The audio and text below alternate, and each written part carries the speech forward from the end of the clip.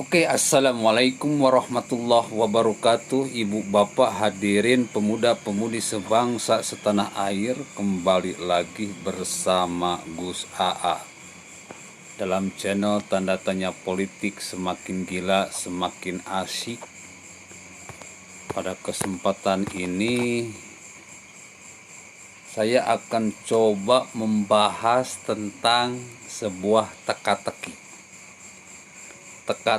politik. Kenapa sih si kadrun ini begitu menggebu-gebu menyablon bendera PKI, teriak-teriak PKI, bahkan sampai membakar bendera PKI? Padahal kita tahu semua, dengan adanya TAP MPR, PKI sudah lama musnah di Indonesia. Seharusnya para kadrun ini berhenti berteriak-teriak PKI, membakar bendera PKI, karena PKI-nya sudah nggak ada. Kalau yang ngomong PKI ini hanya masyarakat biasa, saya masih bisa tolerir. Saya masih bisa memaklumi. Mungkin karena keawaman, sehingga masyarakat biasa ini bertindak bodoh dan zalim. Tetapi kalau elit sekelas Ustadz Haika, Rocky Gerung, terus Ustadz Maher, Ustadz Tengku Zulkarnain, Habib Rizik, Habib Bahar, ulama-ulama FPI, HTI, PKS, teriak-teriak PKI, ini belum klop dengan otak saya. Apakah mereka sebodoh itu? Atau memang mereka ini pura-pura bodoh? Atau ada udang di balik batu? Ada apa ini? Ini sebuah pertanyaan yang saya renungkan, yang saya pikirkan, yang saya teliti. Dalam setiap perdebatan dengan kadrun, di grup-grup, dalam setiap komentar dari kadrun, coba bayangkan Mas Bro, bagaimana mungkin mereka menuduh saya sebagai PKI? Padahal baju saya ini bertuliskan Indonesia, the King of Science, revolusi otak dan revolusi akhlak. Bahkan saya ini jebolan pesantren. Ente tahu sendiri Mas Bro, yang namanya PKI itu salah satu cirinya itu adalah candu terhadap agama. Padahal saya ini ahli agama, banyak hafal Quran, banyak hadis, tukang berceramah, pencipta metode cepat matematik, kimia, biologi. Bahkan saya waktu di SMP menjadi siswa teladan dengan nilai pendidikan moral Pancasila ketika itu 10 Mas Bro. Bagaimana mungkin kelompok kadrun menyebut saya PKI? Saya sampai muter berhari-hari, muter berjam-jam. Apa definisi PKI yang ada di otak kadrun ini? di elit-elit kadrun ini, di ulama-ulama kadrun ini. Akhirnya saya menemukan jawabannya, Mas Bro. Nah, menemukan jawabannya. Ternyata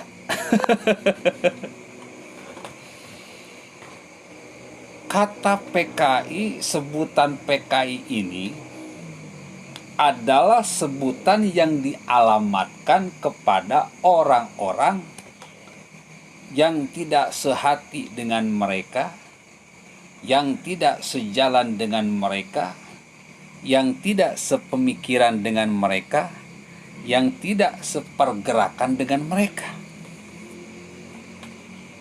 Gak peduli dia kiai, ajengan, ustadz, habaib, presiden, tentara, polisi, rakyat. Kalau bertentangan dengan mereka, di luar golongan mereka, maka mereka sebut PKI. Apalagi kalau misalkan bajunya merah, udah nyebut PKI-nya itu semakin kenceng. Coba bayangkan di dalam gambar ini, bagaimana mungkin PDI Perjuangan mereka sebut sebagai PKI Perjuangan. Ini sebuah dusta yang sangat besar. Begitu beraninya mereka menyebut PDI Perjuangan sebagai PKI Perjuangan. Lihat gambarnya. Ini di-share oleh Kelpon Buntu di grup Ogan Ilir Memilih Pemimpin. Di sana bertuliskan siapapun orangnya, kalau dia didukung oleh partai yang mau merubah Pancasila, haram nak meleh ini. Jadi kata mereka yang mau merubah Pancasila ini PDIP katanya. Makanya disebut PKI Perjuangan. Lalu di sini ada gambar Jokowi sedang berfoto bercengkrama dengan anak PKI. Maka dituduhlah Jokowi ini PKI. Gak masuk di akal, bro. Suatu hari Rasulullah Shallallahu Alaihi Wasallam pernah berdakwah di suatu kampung, di suatu suku. Dakwahnya gagal, Mas Bro. Niat hati ingin mendakwahkan Islam, yang terjadi malah Nabi besar Muhammad Rasulullah Shallallahu Alaihi Wasallam ini babak belur, berdarah-darah. Hingga datanglah malaikat, ya Nabi, tinggal engkau perintahkan saja. Jika ingin suku ini dihancurkan, maka akan kuhancurkan, kata malaikat. Lalu kata Nabi bagaimana? Jangan, hei Jibril. Boleh jadi orang-orang ini kafir kepada Allah Subhanahu wa Ta'ala, tetapi anak cucunya belum tentu kafir kepada Allah Subhanahu wa Ta'ala. Jika menyimak ucapan Nabi ini ada sebuah pelajaran bahwa jika ibu bapaknya adalah seorang PKI, belum tentu anak cucunya adalah PKI. Hal-hal sepele seperti ini Di Islam ada, di Islam diajarin. Tapi kejamnya para kadrun ini, kejamnya ulama kadrun ini, bapaknya PKI, anaknya cinta NKRI. Masa dosa bapaknya dituduhkan kepada anaknya? Ini sesuatu hal yang tidak adil, Mas Bro. Jadi belum tentu kalau bapaknya PKI, anaknya pasti PKI, belum tentu. Dan itu adalah sebuah perbuatan innahu kana zaluman jahula. Perbuatan yang zalim dan bodoh. Ibu, bapak, hadirin pemuda-pemudi sebangsa setanah air dimanapun kalian berada. Jadi setelah saya amati, PKI ini dituduhkan kepada lawan politik. Kepada Pak Jokowi sudah pasti. Kepada keluarga Jokowi sudah pasti. Kepada para pendukung Jokowi sudah pasti. Kepada Soekarno sudah pasti. Kepada keluarga Soekarno sudah pasti. Kepada Islam Nusantara sudah pasti. Ulama-ulama Islam Nusantara sudah pasti. Bahkan kepada umat Islam Nusantara pun sudah pasti. Mereka sebut PKI. Makanya mereka membuat sebuah simbol, membuat bendera PKI sendiri, teriak-teriak sendiri, membakar bendera sendiri, bahkan sampai berani mengatakan bahwa PKI sudah bangkit, sudah mencapai 80 juta orang. Bos, 13 juta aja itu Monas bisa penuh. PKI 80 juta, FPI udah habis, bro.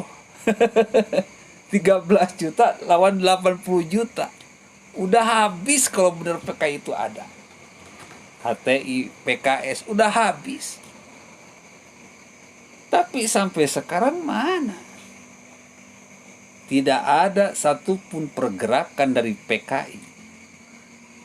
Tidak ada orang-orang PKI yang demo. Tidak ada orang-orang PKI yang membantai ulama, kiai, ajengan, habaib, tidak ada. Justru yang nampak itu yang 13 juta ini katanya. Orang-orang khilafah, FPI, PKS yang sering demo. Jadi tuduhan PKI ini sudah jelas. 80 juta itu kepada siapa? Kepada pemenang pemilu. Jokowi menang itu 80 juta lebih. Artinya pendukung Jokowi beserta Jokowinya beserta partai pendukungnya mereka sebut PKI.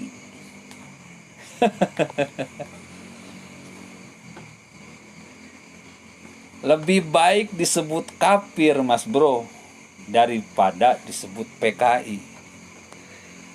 Karena PKI itu kalau kita lihat dalam sejarahnya itu bajingan, berandalan, kurang ajar, pembunuh,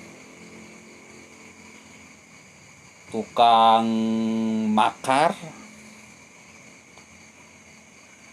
dan mau mengganti Pancasila, anti agama. Begitu teganya mereka menuduhkan istilah PKI, sebutan PKI kepada Jokowi dan pendukungnya adalah sebagai bukti bahwa kelompok kadrun ini, elit-elit politik kadrun ini, ulama-ulama kadrun ini memang lebih PKI daripada PKI.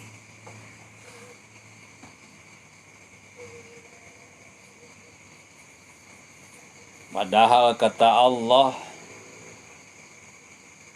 liyahmilu auzarahum kamilatan yaumal qiyamah. Begitu banyak orang yang memikul dosa yang nyata, dosa yang besar, dosa yang mengerikan, dosa yang sempurna diakibatkan oleh ucapan-ucapan mereka, oleh lisan-lisan mereka. Wa min auzaril ladzina yudillu bighairi ilmi yudillunahum bighairi ilmi. Dan mereka menanggung dosa-dosa orang-orang yang sudah mereka sesatkan. Menuduh pendukung Jokowi dan Jokowinya PKI itu sudah sebuah dosa yang sangat besar. Para kadrun, ulama-ulama kadrun ini di hari akhirat nanti, di hari pembalasan nanti, di sidang akhirat nanti, maka kami pendukung Jokowi akan menyeret kalian, meminta pertanggungjawaban kepada kalian. Maliki Yaumiddin, Allah yang merajai, yang menjadi hakim di sidang akhirat nanti. Dan kalian pun akan menanggung dosa para pendukung kalian yang sudah kalian sesatkan, yang ikut-ikut teriak-teriak PKI. Jadi kalau kebangkitan PKI ini nggak ada, itu cuma sesuatu yang diada-adakan agar mereka ini bikin sebuah keributan, kekacauan. Jika negara ini kacau, maka akan terjadi peperangan yang memang sudah lama mereka idam-idamkan, yang memang sudah lama mereka rencanakan, yang memang sudah lama mereka inginkan. Makanya bendera mereka hitam putih, Mas Bro. Katanya bendera Al-Liwa dan Ar-Roya, bendera bertuliskan tauhid la ilaha illallah Muhammadur Rasulullah. Itu bukan bendera Islam. Itu adalah bendera perang, panji perang umat Islam. Jika dikibarkan berarti ngajak perang. Jadi kadrun ini dengan teriak-teriak PKI dan mengibarkan bendera Ar-Roya dan Al-Liwa, mereka ini memang ingin perang. Makanya terus-menerus bikin ribet, bikin ribut, bikin fitnah, hate speech, tebar kebencian, tebar kebohongan. Jadi bohong besar kalau mereka ini ingin mendirikan negara Islam. Kalau ingin mendirikan negara Islam, nggak usah kibarkan bendera perang. Tetapi dirikan negara Islam dengan akhlakul karimah, dengan akhlak, dengan suri tauladan. Laqad kana lakum fi Rasulillahi uswatun hasanah. Dengan perbuatan akhlak mulia. Sementara mereka, akhlak mereka sudah kayak binatang. Bahkan lebih binatang daripada binatang. Akhlak mereka sudah kayak setan. Bahkan lebih setan daripada setan. Akhlak mereka sudah seperti iblis, bahkan lebih iblis daripada iblis. Orang-orang yang kelakuannya kayak binatang, kayak setan, kayak iblis. Apakah kalian percaya orang-orang seperti ini bisa mendirikan negara Islam yang rahmatan lil alamin? Gak ada yang mau percaya. Bajingan tidak akan mungkin bikin negara yang hebat.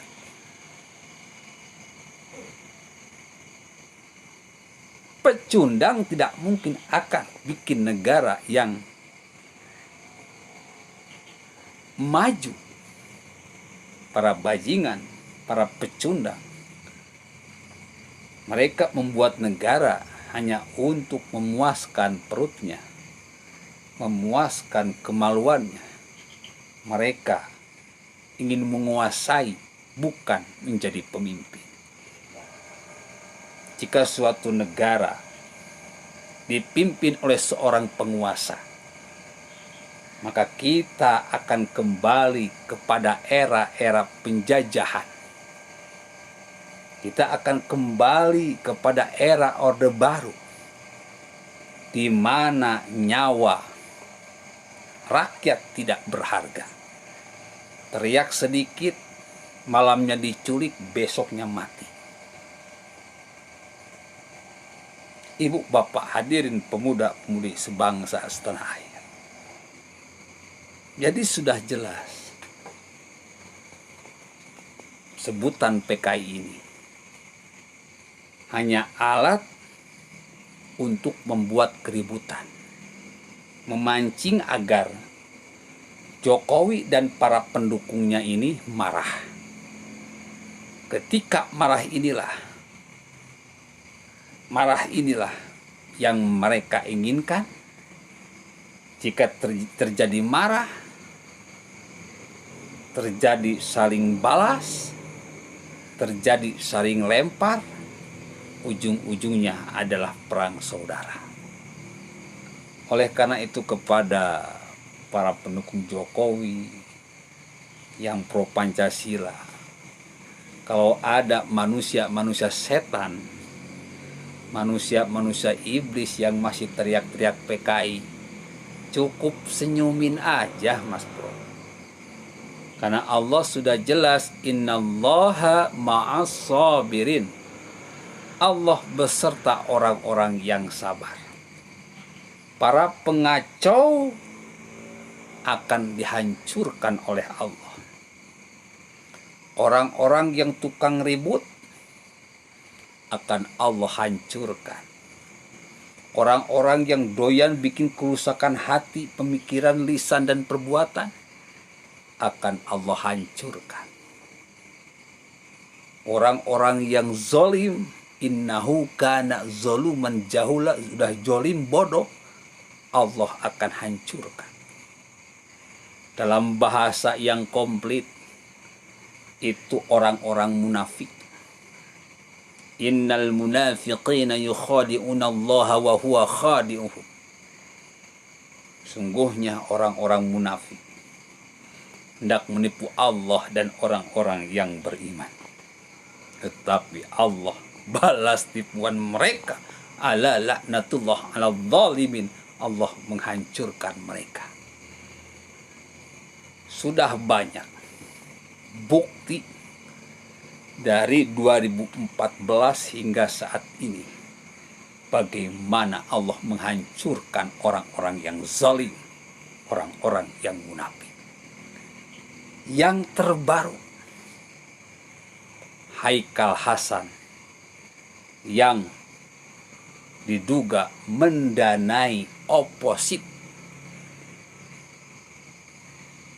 Haikal Hasan ini akhir-akhir ini adalah orang yang sangat lantang meneriakkan PKI, menuduh Jokowi PKI, menuduh para pendukung Jokowi PKI.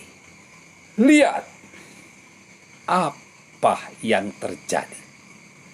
Dia terzolimi oleh kejahatannya sendiri.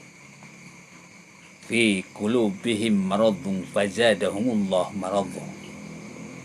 Allah tampakkan kejahatan mereka. Allah tampakkan kemunafikan mereka. Allah tampakkan kebodohan mereka sebagai azab yang pedih karena mereka berdusta, karena mereka jahat, karena mereka munafik. Ini sebagai bukti yang nyata. Dan orang-orang yang terus-menerus menuduh Jokowi dan pendukung Jokowi PKI, apalagi sampai menuliskan PKI Perjuangan, Anda saksikan sendiri saja, mereka akan hancur sehancur-hancurnya. Bukan dihancurkan oleh kita, seperti peristiwa Abu Lahab. Dia yang bikin jebakan, maka dia sendiri yang akan terperosok ke dalam jebakan itu. Dia yang bikin fitnah, menuduh Jokowi dan para pendukung Jokowi PKI. Dia sendiri yang akan terkena karma dari fitnah yang sudah mereka lakukan. Selamat melihat, selamat menyaksikan, selamat senyum, selamat bertepuk tangan. Billahi taufiq wal hidayah. Wassalamualaikum warahmatullahi wabarakatuh.